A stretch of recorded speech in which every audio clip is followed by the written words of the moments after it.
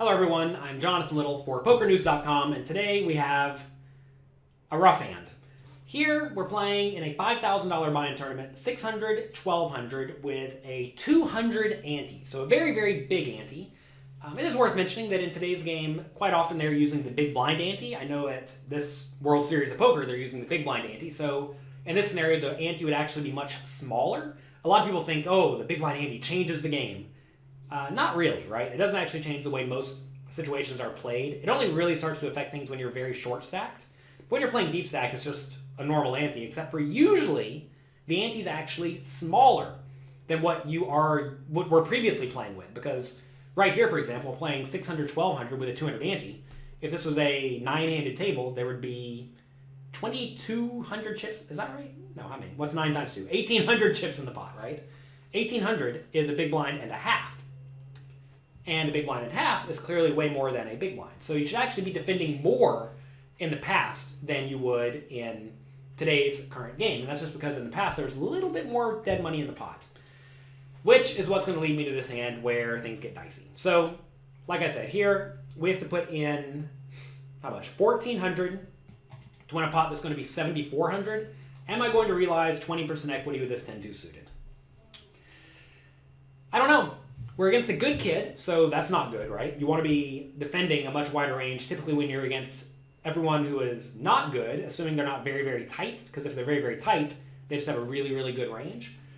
But I think this is probably fine with this overly large ante.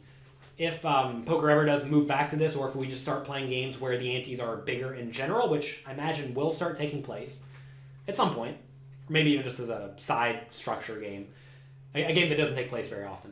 I think we may start seeing that, and if the ante's huge, then you should account for it. Anyway, here I decided to call 10-2 suited, which is loose, and you know, if the table is soft in general, I think it's fine just to fold these spots, even if they are slightly profitable, because calling in these slightly profitable spots, if there are more very obviously profitable spots, you're risking having big swings.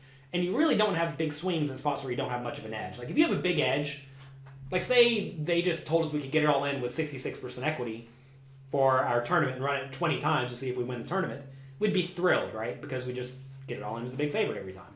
So that's going to lead to huge swings because we're going to go broke 33% of the time each time, assuming it's for all of our chips each time. But if we do that over and over, it's going to be big swings, but we have a big edge, so it's fine. Here, we're not going to have quite as big of swings, because we're not going to play a big pot with 10-2 suited unless we flop a flush or trips or something. But we are taking on additional variance for almost no profit. You want to make sure if you think you have an edge, any variance you take on also brings some profit with it, and I'm not exactly sure that happens with 10-2 suited. Obviously, if this was 10-2 offsuit, I would fold. If this was King-2 offsuit, I would fold. The fact that this is suited does matter just enough. If we were playing with a big blind ante, though, as most games are played today, I'd probably just fold.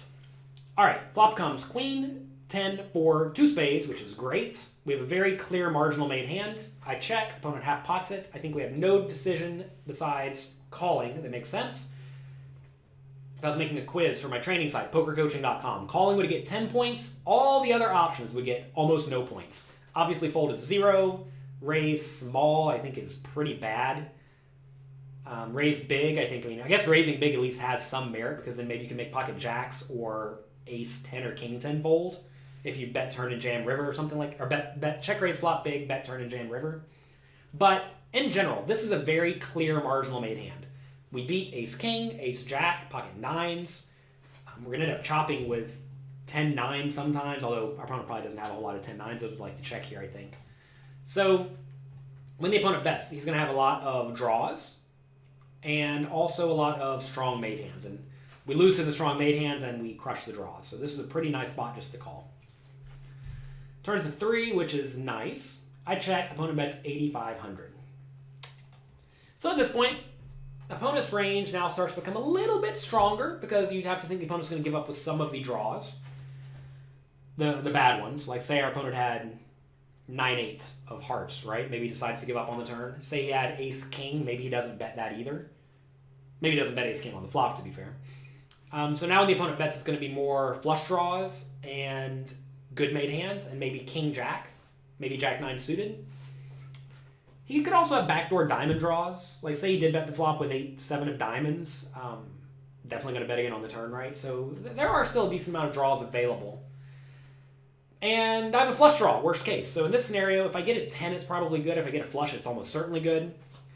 So in this situation, I think we have no choice again but to call. I don't want to raise. I don't think our opponent's betting pocket jacks at this point. He's probably going to check that. So this seems like a pretty clear situation to call. On the river, we check. And now the opponent bets big again. Well, you all know me. I am not too afraid to call in these spots.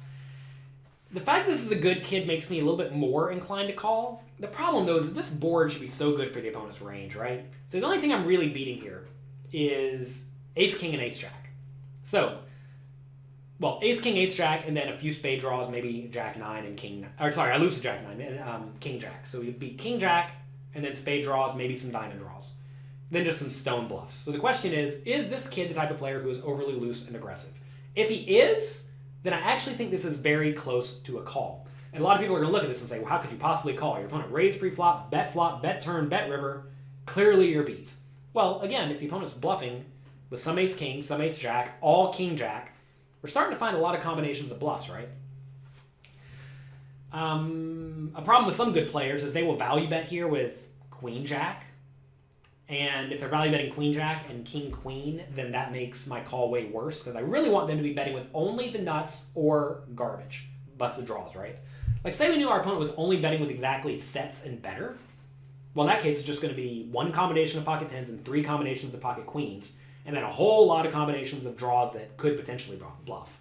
That said, I think most good people will bet here for three streets with aces, kings, ace, queen, queens, tens, queen 10, obviously. Jack 9, obviously.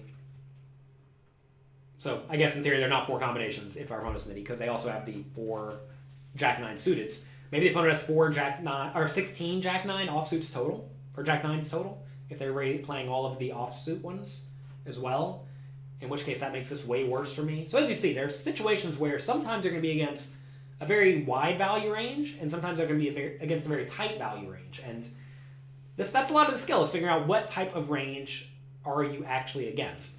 Because some people are going to have a wide value range, in which case this is an easy fold, and some are going to have a tight value range, but both players actually have a very similar bluffing range. So if one player has, let's say, 16 combinations of value hands, and another has 60, but they both have 30 combinations of bluffs, well then in one scenario this is a clear call, and the other one it's a clear fold, despite the fact that we're both against two good kids. That said, the one who has way too few value hands probably isn't all that good. So, anyway, what do we do here?